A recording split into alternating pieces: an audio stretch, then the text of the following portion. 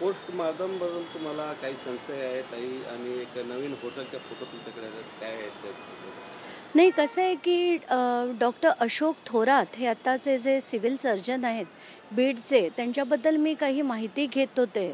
त्याच्यात मला असं कळतं आहे की बाबा हे अतिशय राजकीय राजकारणी इन्क्लाइंड पर्सन आहेत आणि ह्यांना एकदा लोकसभेची पण निवडणूक लढायची होती व विधानसभेची पण निवडणूक लढायची होती. त्यांची बीडहून आधी नाशिकला ट्रान्सफर केली गेली होती आणि परत नाशिकहून या आपल्या धनंजय मुंडे आणि वाल्मिक कराड यांच्याचमुळे त्यांची परत ट्रान्सफर बीडमध्ये करण्यात आली. आणि ह्या व्यक्तींबद्दल मी सगळी जेव्हा माहिती घेते आहे, अतिशय गंभीर आणि धक्कादायक माहिती मिळते मला की त्यांचं अंबेजोगाई येथे एक पियुष इन नावाचं एक अतिशय सुपर लक्झरी असं हॉटेल आहे आणि जिकडे त्यांचा एंट्रन्सलाच पंकजा मुंडेबरोबरचा त्यांचा फोटो देखील लावलेला आहे.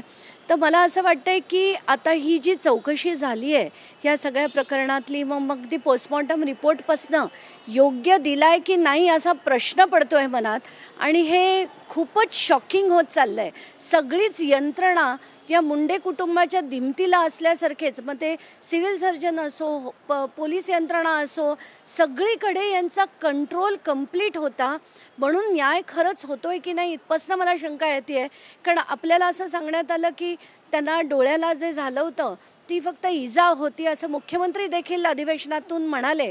पण आता ते सगळ्याच याचं गंभीर चित्र दिसताना आपल्याला कळताना दिसतंय. तर मला ते खूप थोडंसं डिस्टर्बिंग झालं आणि आता यांच्याबद्दलची सगळी माहिती मी काढणार आहे आणि ती काही दिवसात बाहेर आणणार आहे. तुम्हाला धमकी मिळाला होता, कशा प्रकारची धमकी होते, कोण होते धमकी देणारे? त्यांचा नंबर, धमकीचा ट्विट मी देखील केला होता की ही व्यक्ती, आणि त्यांनी सुरुवात कशी केली की ए ताई तू काय म्हणजे धनंजय मुंडेंच्या विरोधात बोलणं बंद कर ना आणि वाल्मिक कराड विरुद्ध पण बोलणं बंद कर ना.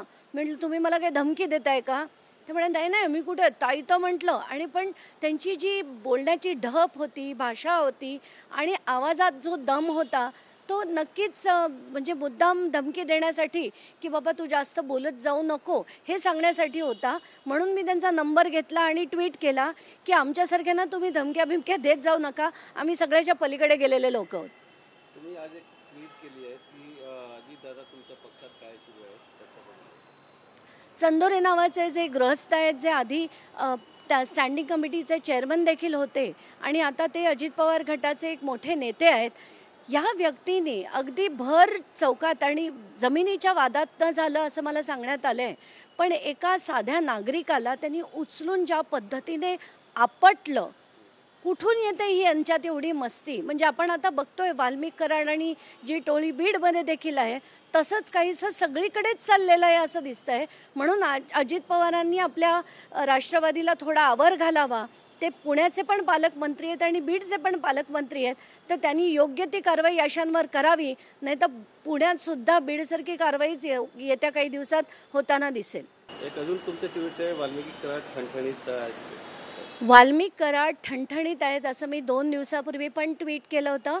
आणि काल जेव्हा त्याची माहिती घेतली, मी रिपोर्ट्सची माहिती घेतली, त्या रिपोर्ट्समध्ये त्यांना काहीही नाही हे सिद्ध झालं. मग त्यांचे ब्लड रिपोर्ट्स व्यवस्थित आहेत, सोनोग्राफीच्या रिपोर्टमध्ये फक्त युरिनरी इन्फेक्शन आहे, ज्याला तर खरं फक्त अँटीबायोटिक्स दिली की तो व्यक्ती अगदी व्यवस्थित होतो. आणि त्यांच्या CT स्कॅनमध्ये देखील काही आलेलं नाही.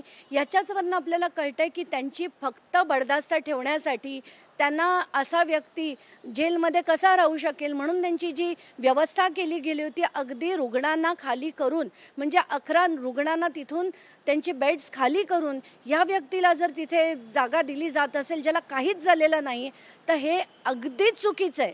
आणि याच्यावर त्या जितके ते हॉस्पिटलचे अधिकारी असतील, जे डॉक्टर्स असतील, त्यांच्यावर देखील कारवाई झाली पाहिजे.